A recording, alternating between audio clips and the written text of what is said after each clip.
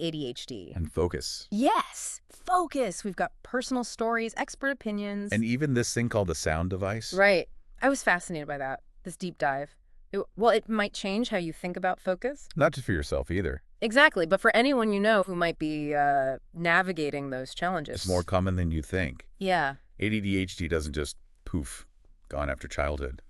Adults can go years, undiagnosed, Yeah. dealing with these mental hurdles. Oh, speaking of hurdles, Yeah. one source uses this analogy, driving with the handbrake on, like you're pushing the gas when move forward, but something's holding you back. That's a good one. It's what it feels like, right? For folks with ADHD, constant uphill battle. What's fascinating is this struggle, it often goes unnoticed. Even by the people experiencing it. Yeah. They might not even realize their experience is different, how they process things. Yeah. Leads to self-doubt, anxiety, Isolation. And that helplessness. One source, a parent watching their kids struggle, knowing the potential's there, but feeling powerless. It's heartbreaking. It is. Sadly, it's common. Traditional learning attention stuff doesn't always work for these individuals. Because they need different tools. Tailored support, yeah, to help them harness their strengths, navigate the challenges. Which brings us to transformation through focus. Right.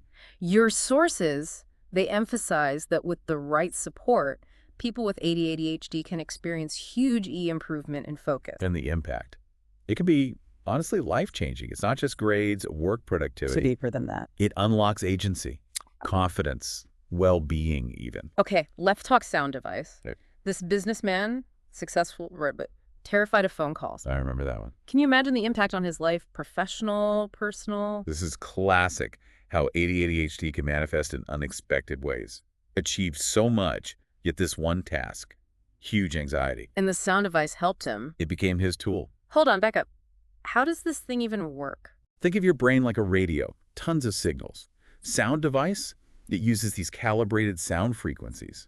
It's like tuning out static so you can focus on the station you want. Creating a calm space in your mind. Exactly. Soothes the nervous system, filters out distractions, not blocking all sound, just providing the right kind. Okay, interesting. And here's what's even cooler. Yeah. Your sources mention it's personalized. Frequencies tailored to each person. So not one size fits all. Nope. And that seems key to why it works. Different brains respond differently. What helps one person might not do anything for another. This sound device, it was developed by, wasn't it, Tina Kramer? One of the authors you sent, yeah. Diagnosed with ADD at age 50. It is remarkable, yeah. Yeah. Decades navigating this without even knowing what it was. Wow. Only when she got diagnosed did everything click into place. Makes you think, never too late to understand your own brain. Seek the support you need. But Tina was a teacher, right? She was. Where is she teaching? Math and Science, International College of Hong Kong. Interesting. And she started seeing, didn't she, her own struggles reflected in her students. Yeah, a lot of them bright kids, but facing similar challenges.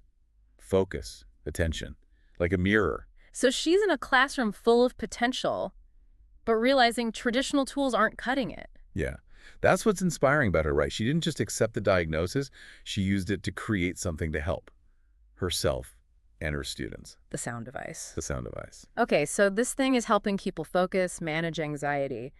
But what about everyday benefits? Less dramatic stuff. Right, exactly. Your sources, they mention, like decrease stress at work. Finishing projects on time. Even sleeping better. It's all connected. These things that improve your quality of life big time. That is compelling. But I want to pause, loop back to our listener for a sec. This is all about focus, right? But it's about you too. It is. What areas of your life do you think could benefit from improved focus? It's a great question. We take focus for granted, but when you really think about it, it impacts everything. What we do, how we experience the world, everything. Easy to skim over that impact. But think, relationships, your work, hobbies, hinges on being able to really engage. Focus is the key. Unlocks so much. Okay, sound device, game changer. But how's it work? You mentioned calibrated sound frequencies. What's that even mean? Imagine your brain bombarded with info, Yep. like an overloaded circuit. The sound device, with its tuned frequencies, it's like a filter, calms the overload. See, our brains, they respond to sound. Some frequencies can actually regulate brainwave activity. Promote calm focus. Exactly. And remember, personalized. Tina, tailoring frequencies to each person's needs. Not just noise, it's targeted, working with your brain. Like a sonic tune-up. I like that. For folks with ADHD, this can be huge E. Their brains are often in overdrive, processing so much stimuli.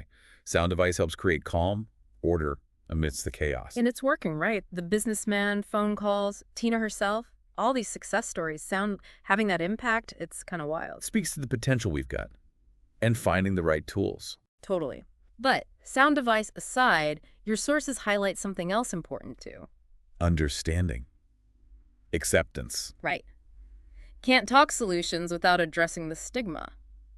The misconceptions around ADHD. Been dismissed for too long.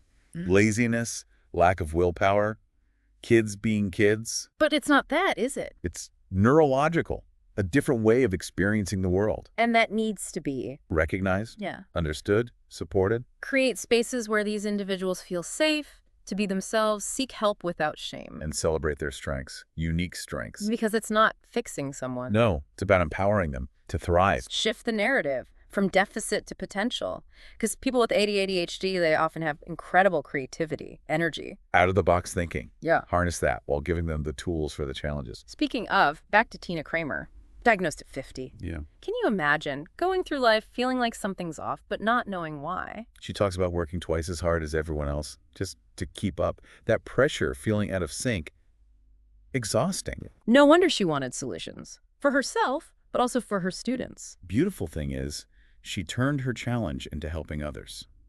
Saw a need, took action. Brings us back to you. And this deep dive, you clearly care about this topic. I do. This whole exploration of focus, attention. Has anything resonated personally, seeing parallels in your own life? I'm always learning. We all face distraction, right? Feeling overwhelmed. But by understanding how it works, We can find strategies. navigate the challenges better. And those strategies can be simple. Boundaries with tech, dedicated workspaces, mindfulness. Small changes, big impact. But let's be honest, changing habits, routines, it's tough. Self-compassion is key. You'll stumble, have days where focus is impossible. It's okay. Keep coming back to the intention. Keep exploring. Focus is a skill. We can cultivate it, strengthen it. With practice, the right support, we can all experience the power of improved focus. It's transformative. Okay, we've covered a lot. ADD, ADHD, the sound device, Tina Kramer's journey, this universal challenge of focus. But before we wrap, one more thing from your sources. This idea of, Transformation. yes, Yeah. your sources hit on that again and again. And it's not just external achievement. It's internal. Right. Not just getting things done, but feeling in control. Less stressed, confident. Empowerment. Yeah. Impacts relationships, your career, your well-being. Everything. Release that handbrake. Smoother ride. Yeah. But let's get concrete. Your sources, they mention tangible benefits of focus. Standouts for you. Decreased stress at work, finishing projects on time, better sleep, less anxiety. These are huge for people. They are. Compelling reasons to prioritize focus, but it's not just checking things off a list, right? Nope. Reclaiming your time, energy, directing it towards what matters. Showing up fully. Being present. Pursuing your passions with intention. That's what I hope you take away from this. A sense of possibility, understanding the power of your own focus. Now, we've talked sound device a lot. Fascinating tool. But it's not the only solution, right? Of course not. Your material mentions mindfulness meditation, time management techniques, lifestyle changes. Find what works for you. Explore, personalize. And remember, asking for help, it's a strength. Whether it's ADD, ADHD, or just wanting better concentration. There's support out there. Empower yourself with knowledge, tools, support. Unlock that focus potential. And sometimes it starts with simply acknowledging what areas need improvement. So as we wrap this part of the dive, take a moment, reflect. What are those areas for you? Where do you want to see that positive ripple effect? Don't get overwhelmed. Start small.